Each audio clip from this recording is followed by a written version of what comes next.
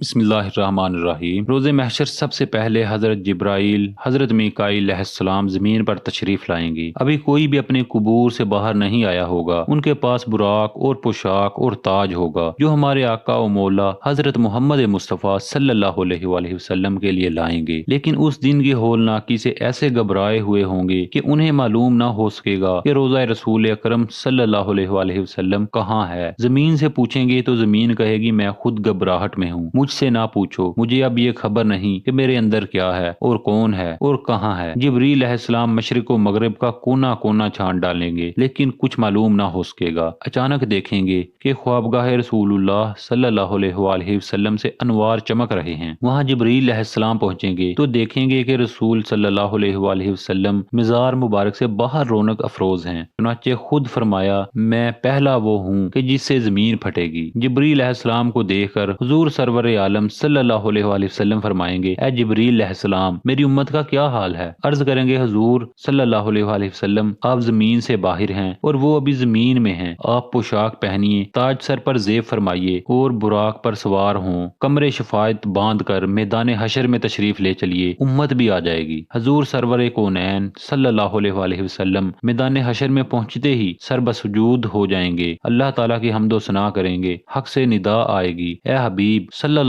अलैहि वसल्लम आज का दिन खिदमत यानी इबादत का नहीं बल्कि अताओ नेमत का दिन है, सजूद का दिन नहीं सखाओ सजूद का दिन है। उठा सरवर सल्लल्लाहु अलैहि वसल्लम और शफात का सेहरा तेरे गले में है, तू कहता जा मैं छोड़ता जाऊंगा, इसलिए कि तूने दुनिया में वो कर दिखलाया जो मैंने कहा। आज हम आपको वही देंगे जो आप चाहेंगे, तुझे तेरा रब वो देगा कि तू राजी हो जाएगा। सुभान अल्लाह। उम्मीद करता हूँ दोस्तों ये स्टोरी पसंद आई होगी। इस तरह की मजीद स्टोरीज के लिए चैनल को सब्सक्राइब लाजमी कर लें।